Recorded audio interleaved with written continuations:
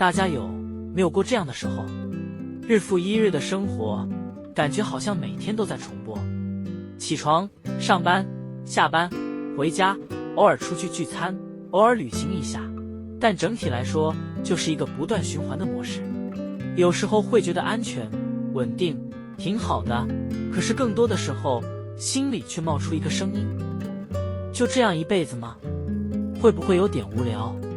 而这样的矛盾与挣扎，在100多年前就被一位苏格兰作家写进了故事里，那就是被誉为英国经典儿童文学的名著《柳林风声》。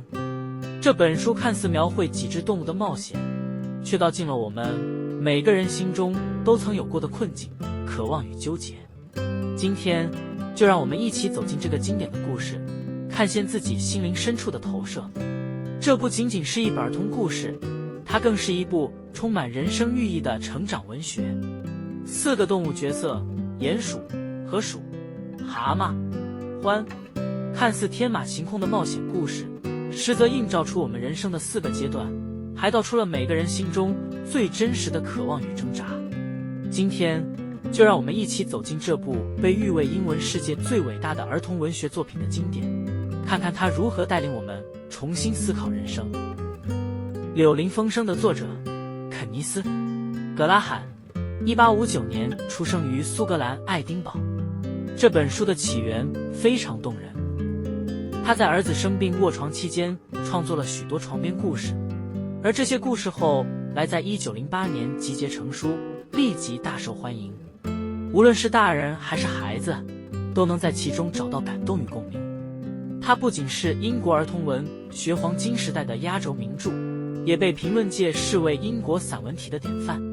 甚至有人说，它的深度远远超越儿童文学，因为每个年龄层都能在其中照见自己。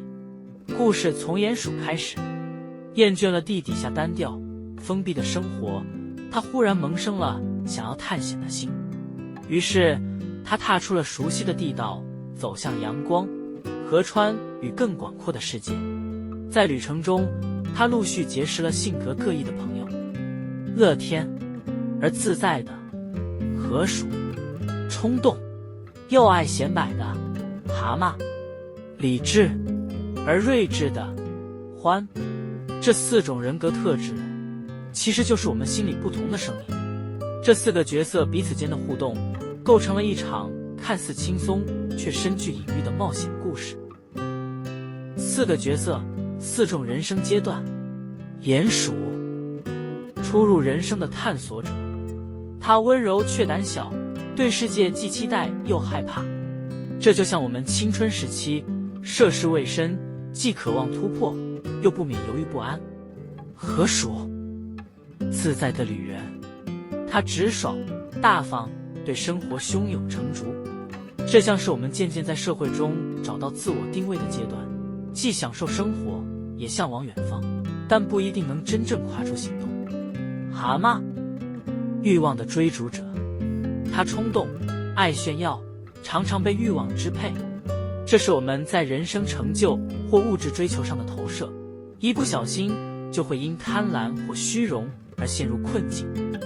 獾，智慧的守护者，他理性沉稳，像是历经风雨后的我们，懂得取舍，追求平衡，内心更加透彻。4个角色不仅是4种性格，也像是人生的4个阶段，甚至是我们内心里4种不同的声音。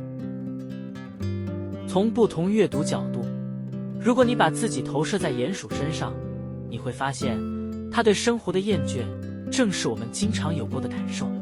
安稳却乏味，安全却单调。或许真正无趣的不是世界，而是我们的心。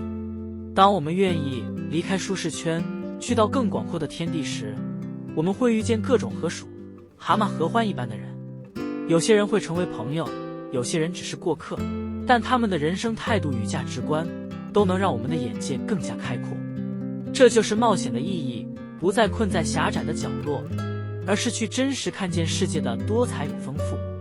鼹鼠、河鼠、蛤蟆、獾，不只是故事里的动物朋友，其实他们都住在我们心里。当你向往突破，想要改变时，你是鼹鼠；当你享受生活却还没真正出发时，你是河鼠；当你被欲望捆住，冲动行事时，你是蛤蟆；当你历经风霜，看淡繁华时，你是獾。除了角色的象征之外，柳林风声还有一个很动人的主题，就是友谊。蛤蟆一次次犯错，朋友们却一次次把他拉回来。这样的友谊提醒我们，人不可能完美，但能够在不完美中被接纳，才是最难能可贵的。现实生活中，我们也许很难遇到獾一样的智者朋友，但至少我们可以学会做别人的河鼠，给人温暖，或者做别人的鼹鼠，勇敢寻求帮助。真正的友谊从来不是要求对方完美，而是互相扶持。柳林风声不只是一则动物冒险故事，它更是一面镜子。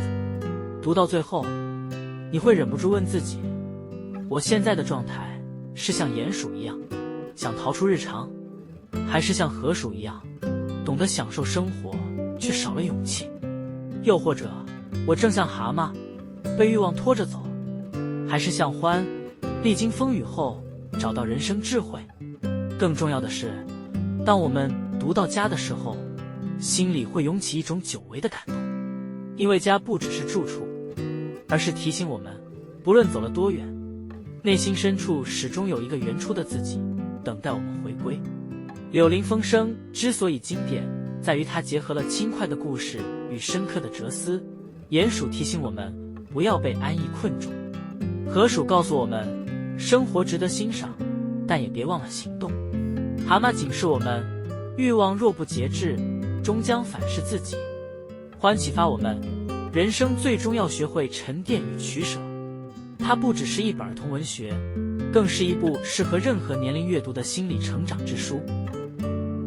柳林风声出版已超过1世纪，但它的魅力从未减退，因为它触及的正是每个人心中最真实的课题。生活需要平衡，稳定与变动缺一不可。友情是一股能改变人的力量。人生的4种特质并非敌人，而是我们需要对话的内心声音。这些故事角色或许正是你，也或许是你身边的人。而当你读完之后，你可能会开始思考，此刻的我到底更像哪一种动物？我现在追寻的真的是我想要的人生吗？或许这就是柳林风声最动人的地方，它让我们在轻松的故事中听见心中最真实的声音。重要的不是成为谁，而是能在这些不同的状态中找到自己的平衡。因为人生本来就不是一条直线，而是一趟不断探索的旅程。